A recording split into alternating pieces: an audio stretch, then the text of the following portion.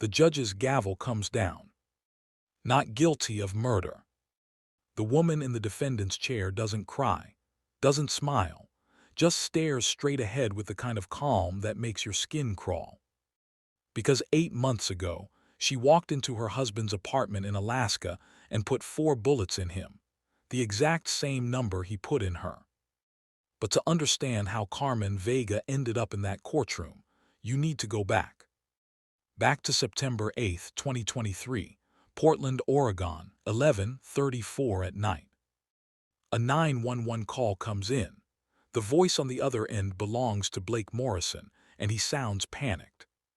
"My wife's been shot, there's so much blood, I think she's dying."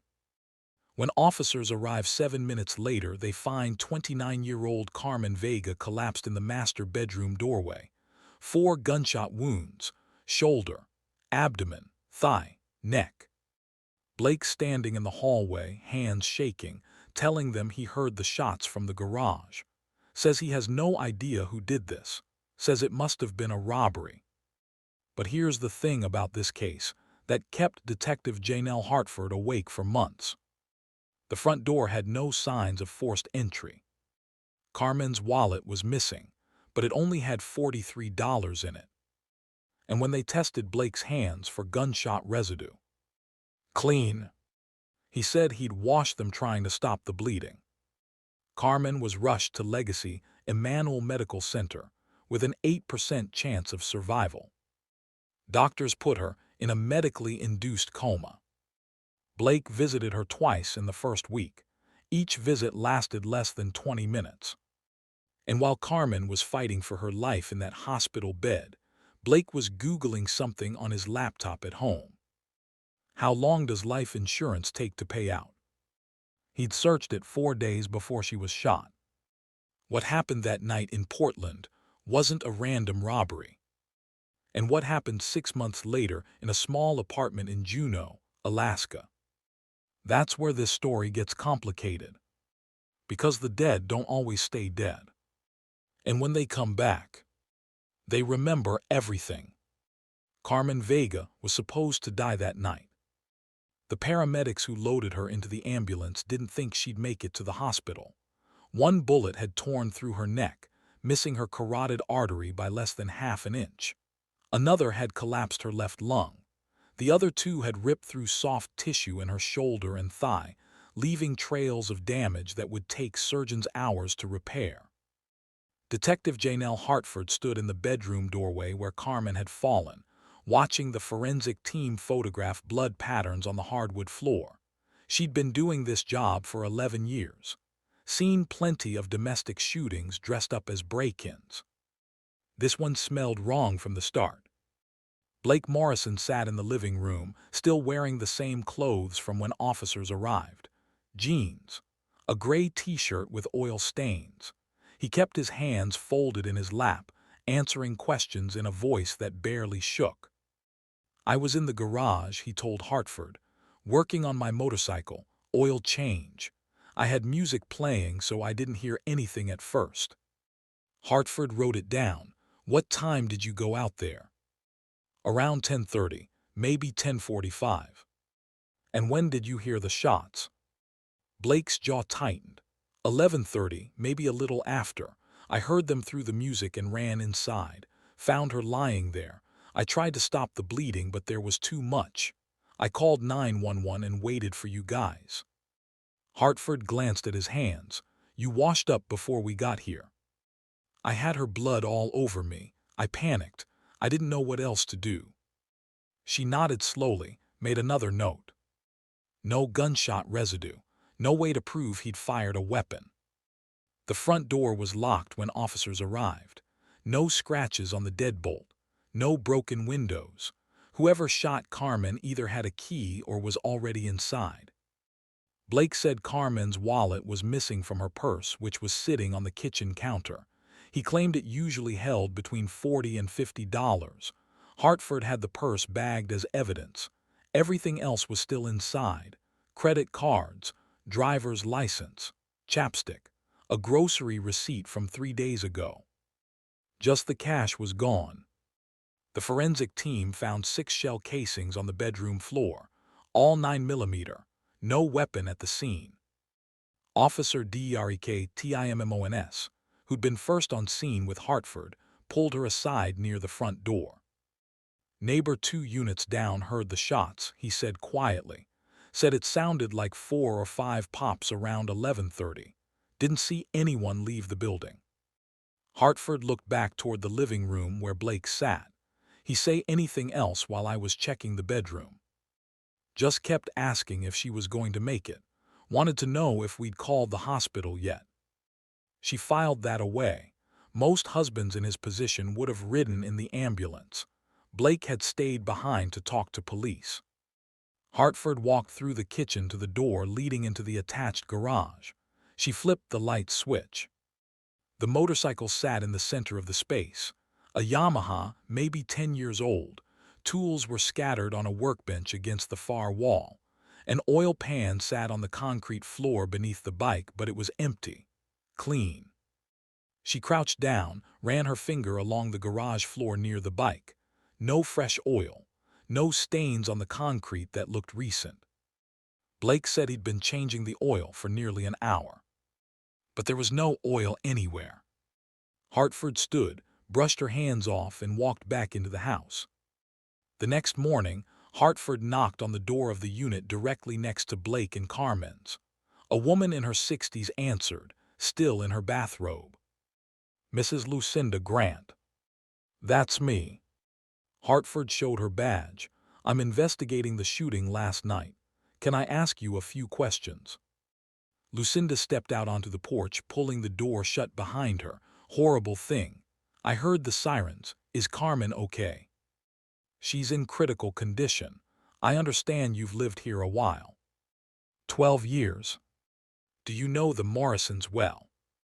Lucinda hesitated, well enough to say hello. "Carmen's sweet. Always asks about my grandkids. Blake's polite, keeps to himself mostly." "Did you hear anything unusual last night? Shouting, arguing?" "No, but I did see Blake's garage light go off around 11:15. I was letting my cat out back and noticed it from my kitchen window." Hartford wrote that down. "You're sure about the time?" "Positive. I always let buttons out at 11. It's part of our routine." Blake claimed he was in the garage until 11:30. But the light had been off 15 minutes earlier. Legacy Emanuel Medical Center sat on the north side of Portland, a 10-minute drive from the crime scene. Hartford arrived just after 9 a.m., hopping to speak with the trauma surgeon who'd operated on Carmen. Dr. Oliver Grant met her in the ICU waiting area. He looked exhausted, surgical scrubs still on, coffee in one hand. "She's stable," he said before Hartford could ask. "But barely. The neck wound did the most damage. If the bullet had been 2 centimeters to the left, she'd have bled out before the ambulance arrived." "What are her chances?" "Of surviving?" Grant set his coffee down. "Maybe 8%. The brain swelling is significant. We've induced a coma to give her body time to recover, but there's no guarantee she'll wake up. And if she does, there could be permanent damage, memory loss, motor function issues, speech problems." Hartford nodded. "Her husband's been notified. He called this morning. Asked how long we thought she'd be in the coma. Wanted to know if we could predict an outcome yet." "What'd you tell him?" "That it's too early to know anything." Grant picked his coffee back up. "Most spouses ask if their partner's in pain, if there's anything they can do." Blake asked about timelines. Hartford made a note of that. Back at the station, Hartford pulled Blake and Carmen's financial records. It took 3 hours and 2 calls to their bank, but the picture that emerged was bleak. The couple had $13,000 in credit card debt spread across 4 cards. Their mortgage was 3 months behind. The last payment had been made in June. It was now September. But what caught Hartford's attention was a transaction from July 14th. A payment to Pacific Northwest Life Insurance, $400,000 policy, policyholder Carmen Vega, beneficiary Blake Morrison. She leaned back in her chair, staring at the screen. Carmen had been shot less than 8 weeks after that policy went active. Hartford picked up her phone and dialed the insurance company's claims department. Before we go further, answer this. If your partner insisted on a life insurance policy naming them as beneficiary right after losing their job, would you think twice? Drop your honest answer below. And here's what Hartford couldn't stop thinking about that first week. Why does someone shoot their wife 4 times, take $43, and then calmly wait for police to arrive? Unless the $43 was never the point. Blake Morrison wasn't always broke. 2 years earlier, he'd been pulling in $74,000 a year as a pharmaceutical sales rep for Cascade Medical Solutions. Good salary, company car, benefits package that covered everything. He'd met Carmen at a charity run in Forest Park during the summer of 2021. She was volunteering at the water station, handing out cups to runners as they passed the 3-mile mark. Blake had stopped, made a joke about needing oxygen more than water, and she'd laughed. They were married 10 months later. Carmen's father, Ramon Vega, told Hartford he'd had reservations about how fast things moved, but Carmen was happy. Blake seemed stable, had a good job, treated her well. I thought he was the kind of man who'd take care of my daughter, Ramon said during his interview. Turns out I was wrong about what kind of taking care he had in mind. Everything changed in June 2023. Cascade Medical Solutions downsized. 30% of their sales force got termination notices on a Friday afternoon. Blake was one of them. He'd been with the company for 6 years. The severance package gave him 8 weeks of pay and access to job placement services. By August, the money was gone. The job placement services had landed him exactly 0 interviews. Carmen picked up extra shifts at Bridgeport Dental Clinic, where she worked as a hygienist. Her regular schedule was 3 days a week. After Blake lost his job, she started working 5, sometimes 6. Blake finally found work in late August. Delivery driver for Cascade Logistics, $29,000 a year. No benefits. He went from wearing suits and taking clients to lunch to loading boxes onto trucks in a warehouse on the east side of town. Ramon said Carmen called him in early September, a week before she was shot. She sounded stressed, he told Hartford, said Blake wasn't handling the job loss well. He'd get angry over small things, forget to pay bills. She was worried about losing the house. Did she mention feeling unsafe? Ramon shook his head. Not unsafe, just worn down, like she was carrying everything by herself. Hartford sat across from Ramon in the station's interview room, a file folder open between them. Did Carmen ever mention life insurance? She asked. Ramon frowned. Yeah, in July. She called me asking what I thought about getting a policy, said Blake kept bringing it up, wanted her to get one in case something happened. What'd you tell her?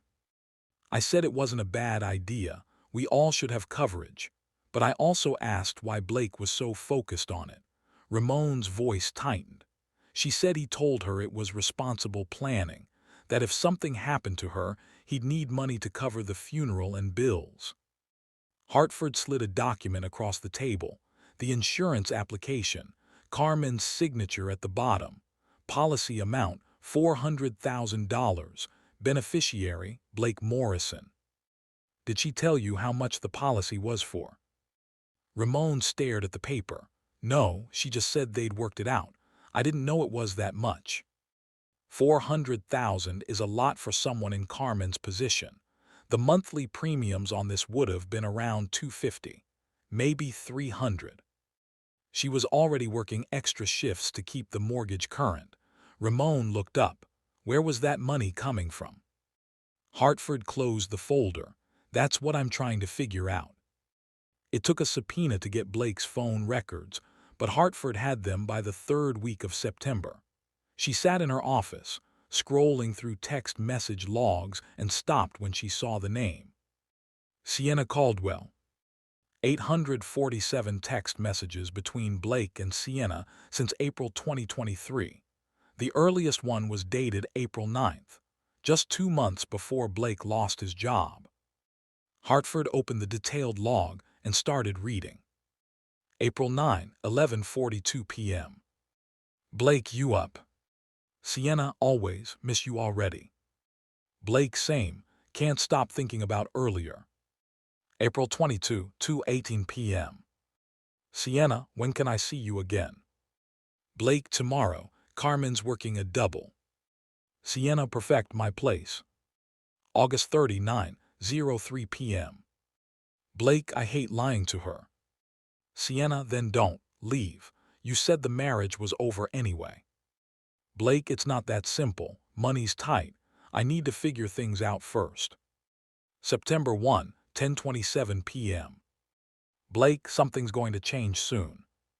Sienna, what does that mean? Blake, just trust me. We'll be together by Christmas, I promise. Hartford set the phone down and pulled up Sienna's information. 26 years old. Personal trainer at Apex Fitness on Hawthorne Boulevard. No criminal record. No connection to Carmen. She scheduled an interview for the following morning. Sienna Caldwell walked into the station wearing workout clothes and a nervous expression. Hartford led her to the interview room and shut the door. Am I in trouble? Sienna asked, sitting down. Not if you're honest with me. Hartford set a recorder on the table between them. I need to ask you about Blake Morrison. Sienna's face flushed. We're just friends. Hartford pulled out her phone, opened the text log and slid it across the table. These don't read like friendship. Sienna stared at the screen. Her hands started shaking. How long have you been sleeping with him? Hartford asked. Since April, Sienna's voice dropped. We met at the gym. He started coming in for training sessions. We just clicked. Did you know he was married? He told me the marriage was basically over. Said they were staying together for financial reasons, but that he was planning to leave. Hartford leaned forward. Did Blake ever talk about his wife dying? Sienna's eyes went wide. No, God, no. Why would you ask that? Because Carmen was shot on September 8th, 4 times, in their home, and Blake's the one who called it in. Sienna stood up so fast her chair scraped across the floor. I didn't know. I swear to God I didn't know. Sit down. She sat. Hartford tapped the phone. September 1st. Blake told you something was going to change soon, that you'd be together by Christmas. What did you think he meant? I thought he meant he was going to file for divorce. That's what he'd been talking about for weeks. Getting a lawyer, figuring out how to split the house. Sienna's voice cracked. I didn't think he meant. I never would have. How much money did Blake give you over the summer? Sienna hesitated. I can get your bank records, Hartford said. Save us both time. Around 2,000, maybe a little more. He'd send it through Venmo, said he wanted to help with my rent. Blake and Carmen were 3 months behind on their mortgage. They had 13,000 in credit card debt, but he was sending you $2,000. Sienna put her face in her hands. Hartford executed a search warrant for Blake's laptop on September 25th. The forensic team had it back to her within 48 hours. The search history made her stomach turn. September 2, 2023, 11:47 p.m. How long does life insurance take to pay out? September 3, 2023, 1:22 a.m.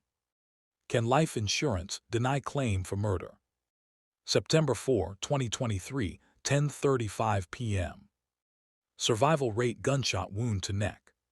September 5, 2023, 9:18 a.m. States without death penalty. All of the searches happened before Carmen was shot. Hartford printed the logs and added them to the growing case file. Blake's coworker at Cascade Logistics was a guy named Trevor Bowen, mid-30s, worked the same delivery routes. Hartford tracked him down during his lunch break at a food truck on Division Street. Yeah, I know Blake, Trevor said, holding a burrito. Seemed like an all-right guy. Quiet, kept to himself mostly. Did he ever talk to you about guns? Trevor stopped chewing. How'd you know about that? About what? He asked to borrow my 9mm back in August. Said he wanted to take it to a range. Thinking about buying one for home protection. Hartford pulled out her notepad. Did you lend it to him? Hell no, I don't lend my guns to anyone. Told him if he wanted to go shooting, I'd take him myself. He dropped it after that. Where do you keep the gun? Locked case in my truck. I do overnight deliveries sometimes, like having it with me. Was Blake ever alone with your truck? Trevor thought about it. Yeah, September 6th. I forgot my phone in the cab and ran back inside the warehouse to grab it. Took maybe 5 minutes. Blake was standing near my truck when I came back out. Said he was waiting for his route assignment. September 6th. 2 days before Carmen was shot. Hartford pulled the visitor logs from Legacy Emanuel Medical Center. Carmen had been admitted on September 8th at 11:52 p.m. The logs showed every person who checked in to see her in the ICU. Blake's name appeared twice in the first week. September 9th, 2:17 p.m. Checked out at 2:34 p.m. September 12th, 6:42 p.m. Checked out at 6:58 p.m. Ramon Vega's name appeared 14 times in that same week. Most visits lasted 4 to 6 hours. Hartford called the ICU nurse station and asked to speak with whoever had been on shift during Blake's visits. A nurse named Kevin Pastrnak called her back 20 minutes later. I remember him, Kevin said. Most family members sit with the patient, hold their hand, talk to them. Blake stood near the door both times, kept checking his watch, asked me how long patients usually stay in medically induced comas. What you tell him? That it depends on the injury. Could be days, could be months. He wanted to know if we could predict when she'd either wake up or not. Did he ask about her chances? Not in the way you'd expect. He didn't ask if she'd survive. He asked how we'd know when to stop trying.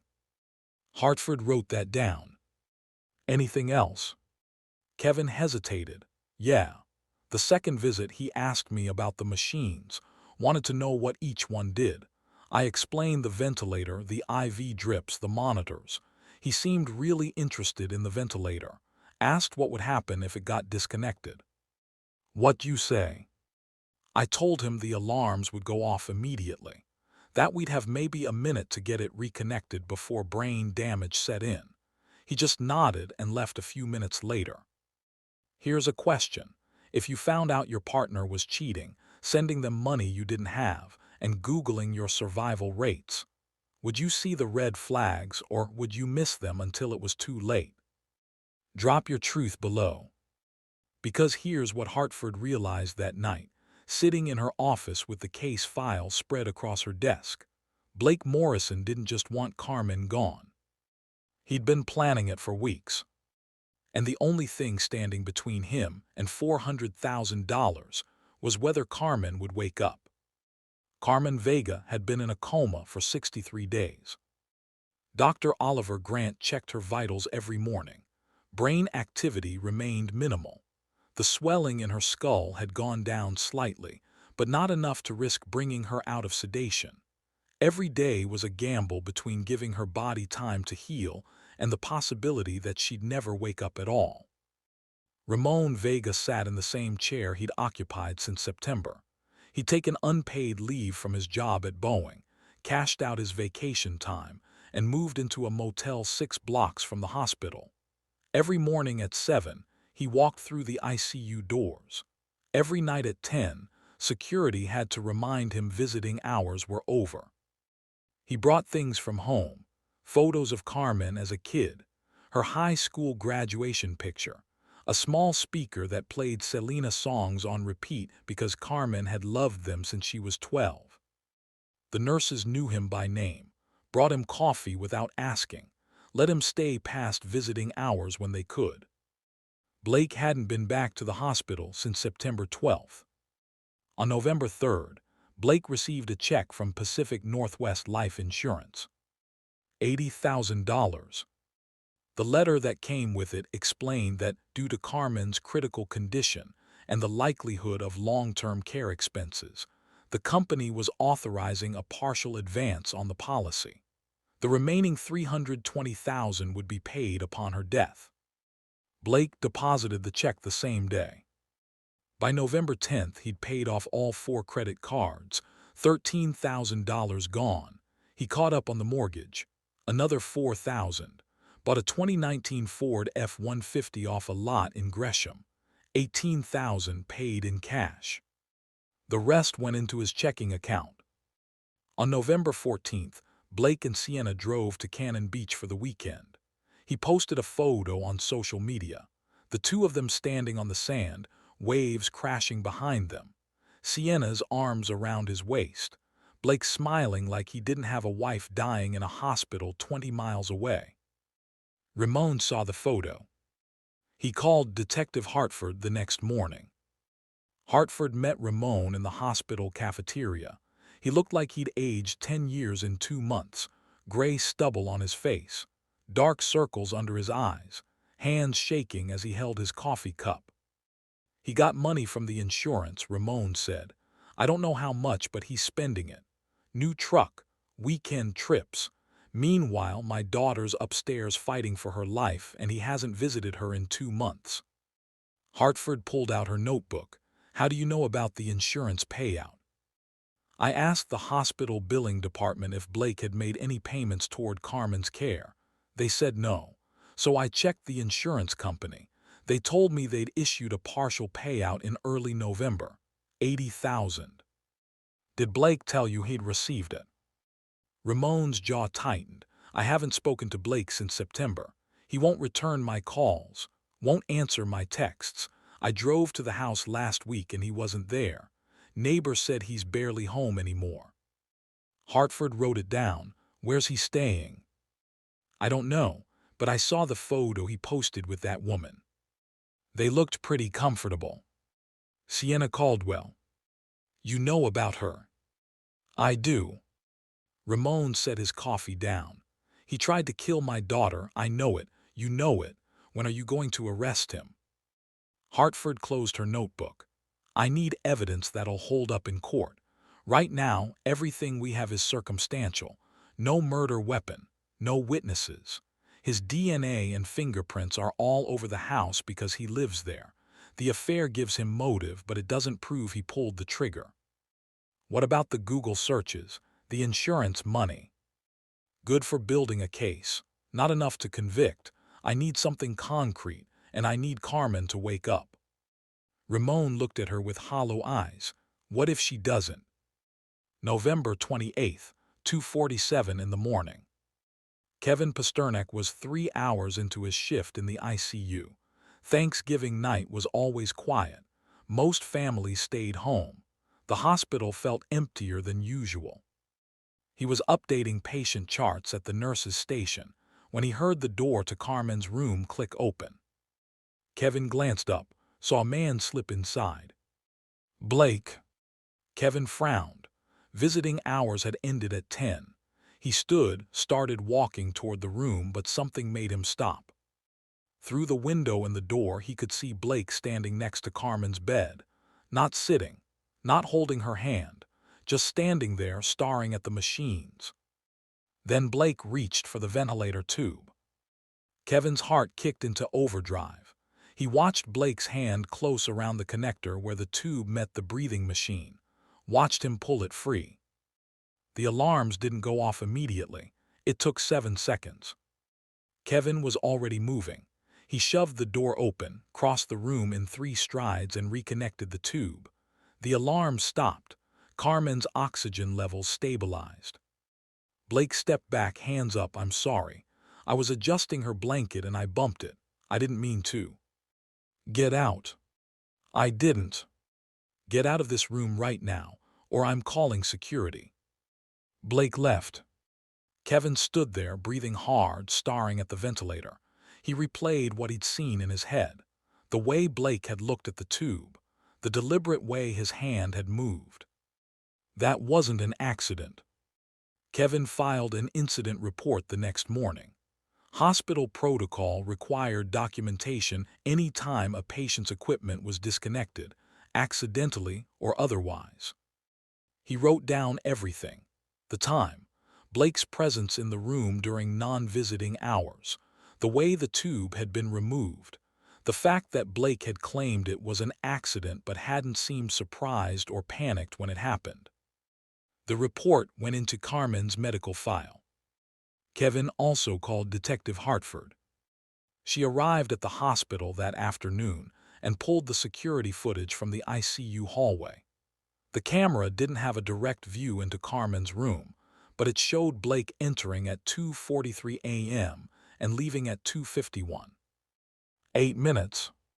Hartford watched the footage 3 times, noted the way Blake checked the hallway before going in, the way he walked out afterward, calm, unhurried.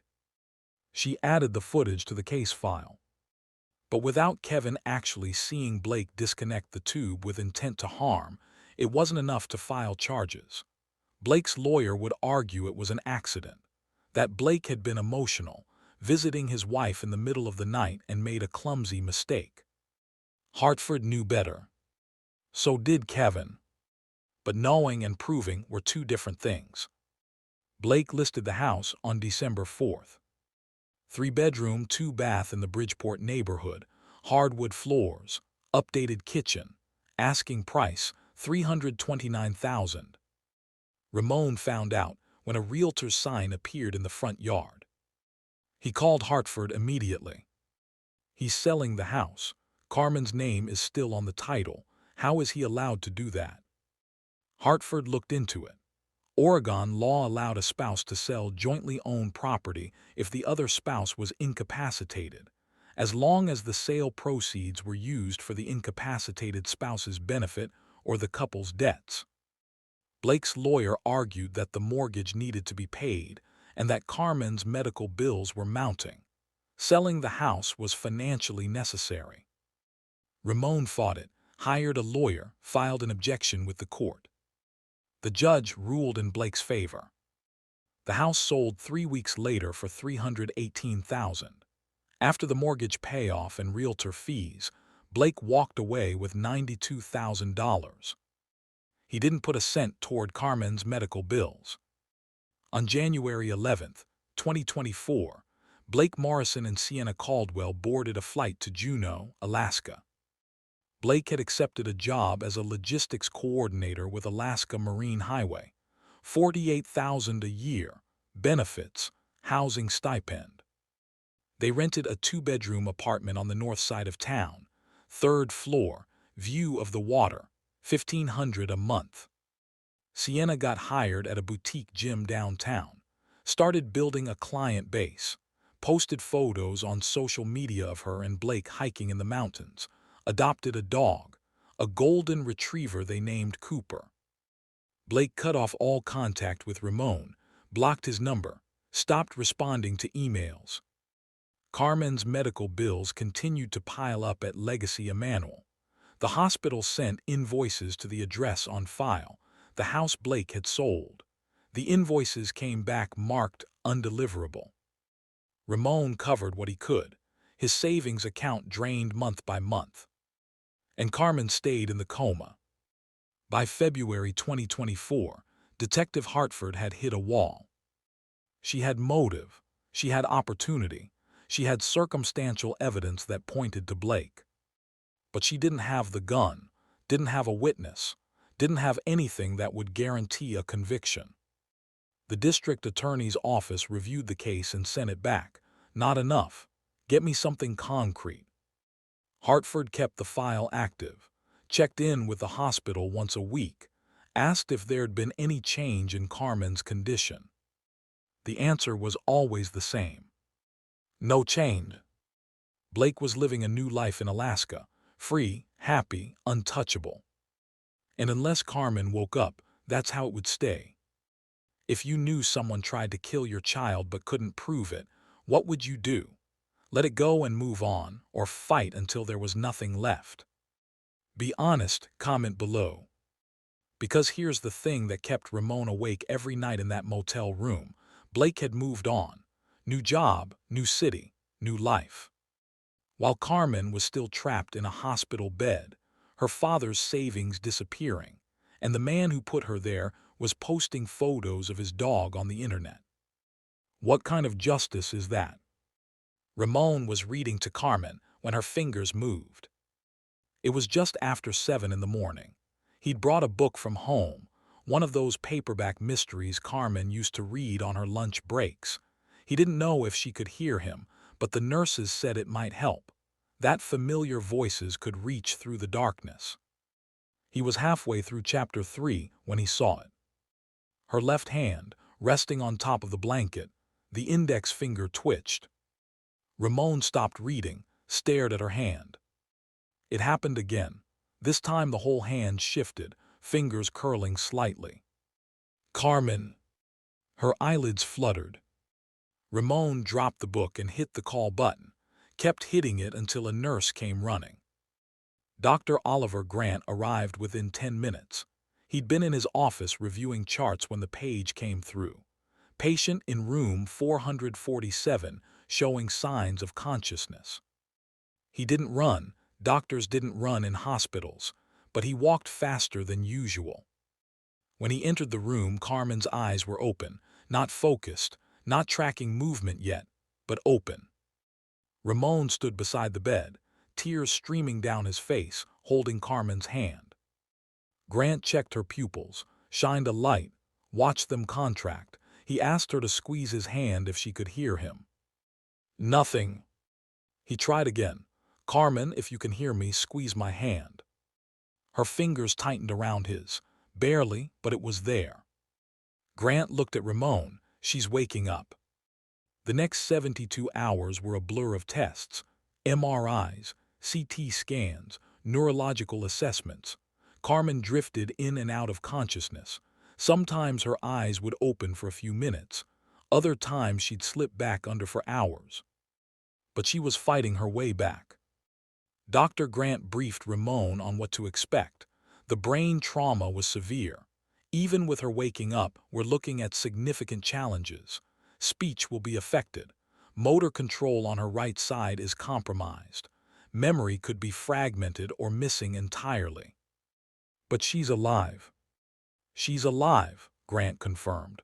Which, given her condition 6 months ago, is something I didn't think I'd be saying. By April, Carmen had been transferred to the rehabilitation wing. She couldn't walk. Her right leg wouldn't support her weight, and her right arm hung useless at her side. The bullet that had torn through her neck had damaged nerves that controlled motor function. A physical therapist named Bethany Cross worked with her 2 hours every day, starting small, lifting her arm 6 inches, flexing her fingers, shifting weight from one leg to the other while holding parallel bars. Carmen's face would contort with effort, sweat would bead on her forehead, but she kept going. Speech was harder. The aphasia made it nearly impossible for her to string words together. She knew what she wanted to say, her brain formed the thoughts, but her mouth wouldn't cooperate. Words came out garbled. Sentences collapsed halfway through. A speech therapist named Preston Hill sat with her every afternoon. Flash cards, repetition exercises, simple phrases over and over until her mouth remembered how to shape them. My name is Carmen. It took her 3 weeks to say it clearly. Carmen remembered her childhood, remembered her father, remembered graduating high school and getting her dental hygienist license. She remembered meeting Blake at the charity run, remembered their wedding, the honeymoon in Newport. But everything after that was scattered, pieces of a puzzle that didn't quite fit together. She remembered their house, the kitchen, the bedroom with the blue curtains. She didn't remember Blake losing his job. She didn't remember the insurance policy. And when Ramon showed her a photo of Blake, asking if she recognized him, Carmen stared at it for a long time. Then she started crying. She didn't know why. It happened during a routine therapy session. Preston was working with Carmen on sentence structure, showing her photos and asking her to describe what she saw. He held up a picture of a bedroom, generic stock photo, bed with white sheets, nightstand, lamp. Carmen's face went pale. Her heart rate monitor started beeping, numbers climbing, 98, 110, 127. Preston set the photo down. Carmen, what's wrong? She opened her mouth, closed it, tried again. He. Who? Blake, the word came out strangled. Shot me. Preston hit the call button. A trauma psychologist named Dr. Nora Kemp was brought in to work with Carmen over the following weeks. Slow, careful sessions designed to help Carmen access the memories without re-traumatizing her. It took 3 weeks before Carmen could tell the whole story. She and Blake had been in the living room. Late, after 11, she'd been folding laundry. Blake had been on his phone. He'd asked her to come into the bedroom, said he wanted to talk. Carmen had followed him, thought maybe he wanted to discuss their finances. They'd been fighting about money for weeks. Blake had closed the door behind her. Then he'd opened the nightstand drawer and pulled out a gun. Carmen had frozen, didn't understand what she was seeing. Blake didn't own a gun.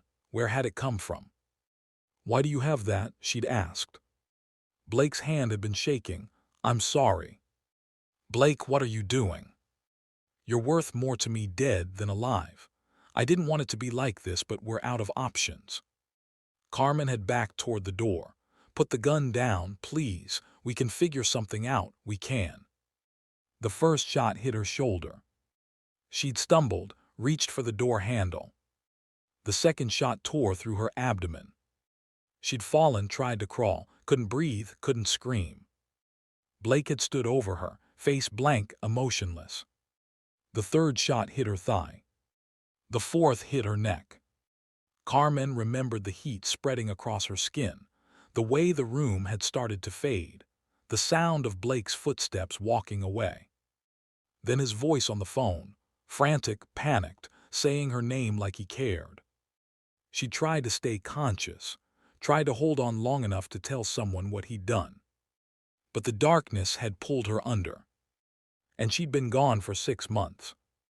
Ramon called Hartford on August 2nd. She remembers, he said, everything. Blake shot her. She can tell you exactly what happened. Hartford drove to the hospital that afternoon. Carmen was sitting in a wheelchair near the window when Hartford walked in. She'd gained some weight back. Her hair had grown out, but her right arm still hung limp, and her speech was slow and deliberate. Hartford sat down across from her. Carmen, I know this is difficult, but I need you to tell me what happened on September 8th. Carmen took a breath, then she told her. Every detail. Blake asking her to come into the bedroom, the gun, his words, the shots. Hartford recorded the entire conversation. When Carmen finished, Hartford leaned forward. Did Blake say anything else? Anything about why he was doing this? He said we were out of options, that he didn't want to, but he had to. Carmen's voice cracked. Then he shot me and called 911 like he was trying to save me. Hartford nodded. I'm going to arrest him. I want you to know that. Where is he? Hartford hesitated. Alaska, Juneau. He moved there in January. Carmen's face went rigid. He moved.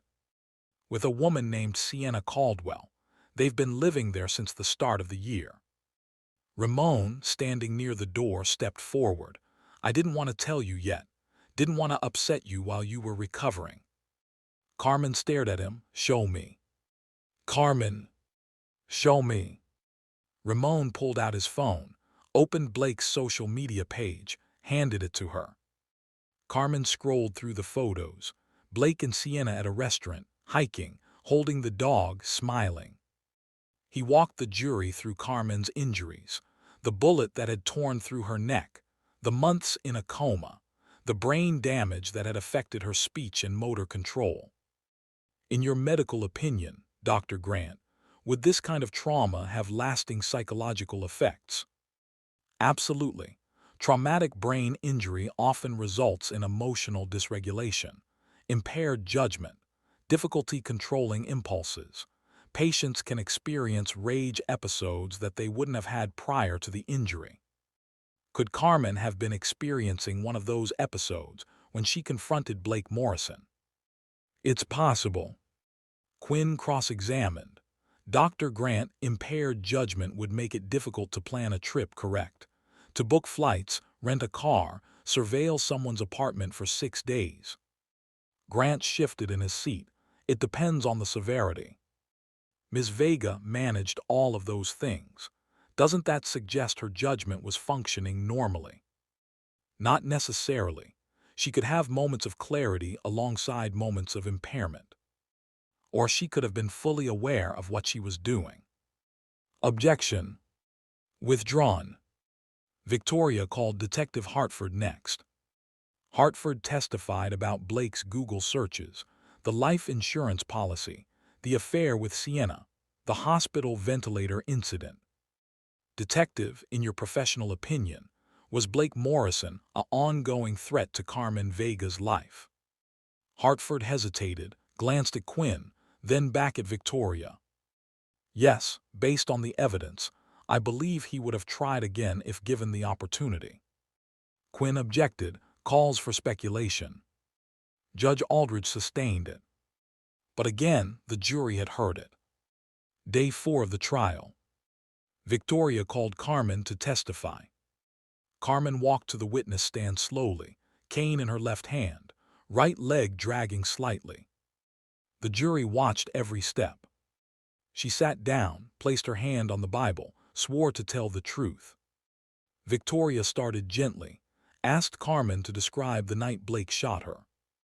Carmen's voice was quiet, steady. She walked the jury through it, Blake calling her into the bedroom, the gun, his words, the shots. What do you remember after the 4th shot?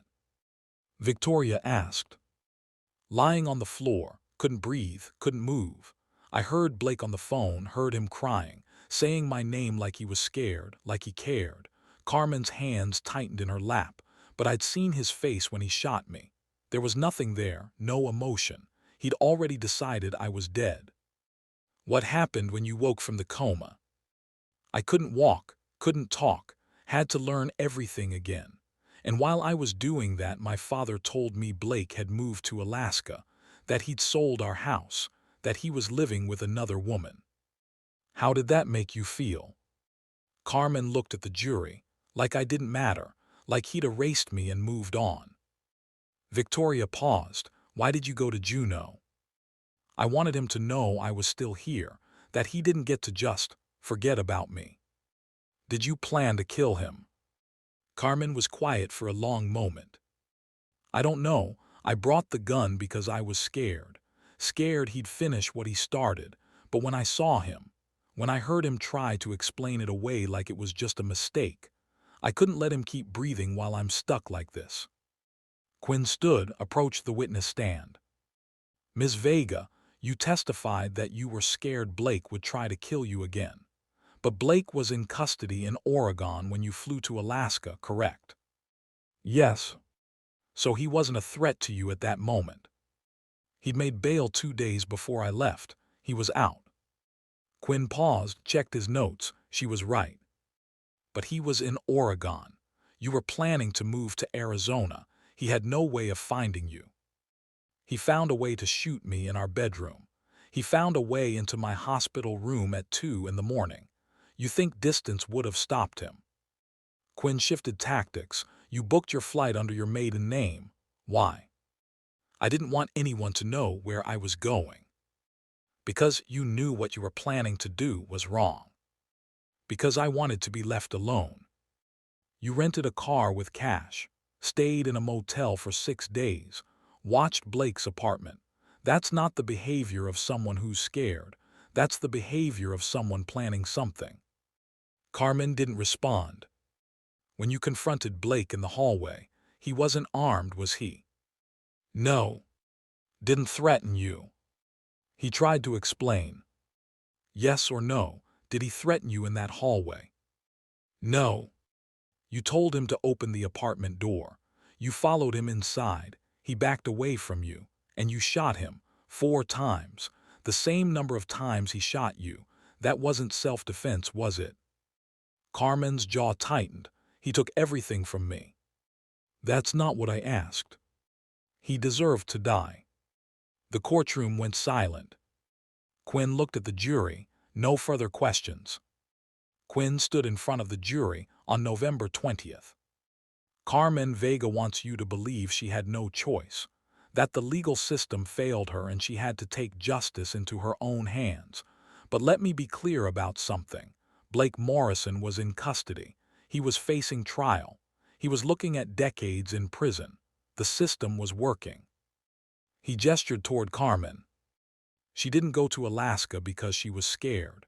She went because she wanted revenge, and I understand that impulse.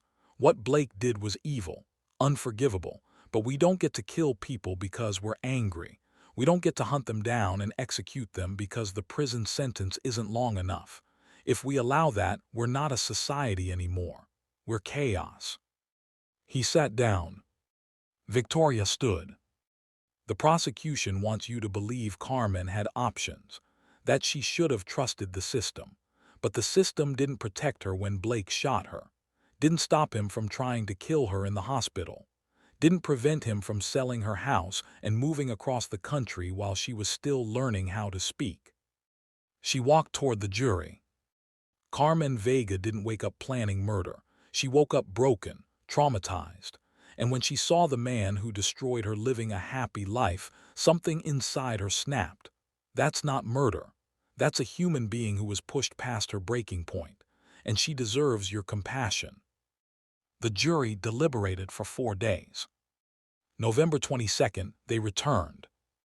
Judge Aldridge called the court to order. Carmen stood, Victoria beside her. The jury foreman handed the verdict to the bailiff. The bailiff handed it to the judge. Judge Aldridge read it silently. His face gave nothing away. On the charge of murder in the first degree, how do you find? The foreman stood, not guilty. The courtroom erupted.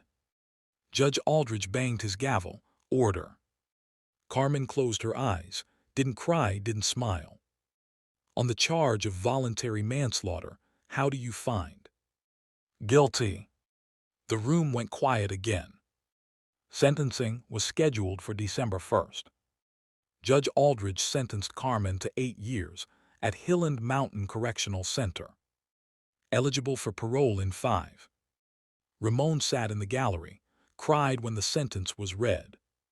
Sienna Caldwell had attended the trial, sat in the back, left before the verdict was announced. Detective Hartford watched from the side of the courtroom. When it was over, she spoke to a reporter in the hallway. Justice is complicated, she said. Blake will never face trial for what he did. Carmen will serve time for what she did. There are no winners here. Carmen was led out of the courtroom in handcuffs. She looked back once, saw her father, nodded. Then she was gone. Final question, and this one matters. If you were on that jury, how would you have voted? Guilty or not guilty? Comment your verdict and tell me why. Because here's what this case forces us to ask. When the justice system fails, where does justice actually lie? In a courtroom, or in the hearts of people who have been destroyed and refuse to stay down? Carmen is currently serving her sentence at Highland Mountain Correctional Center. She's enrolled in college courses, working toward a degree in psychology. Ramon visits once a month, brings photos, updates her on family. Sienna Caldwell moved back to Oregon 6 months after the trial, quit personal training, works in an office now, doesn't talk about what happened. Blake's family never made a statement. The Portland DA never formally charged Blake for what he did. Can't prosecute the dead. Detective Janelle Hartford retired in early 2025. Volunteers with a nonprofit that helps survivors of domestic violence. Trevor Bowen's gun was entered into evidence. never returned. Sometimes the dead don't stay dead. Sometimes they come back. And when they do, they're not looking for closure. They're looking for even.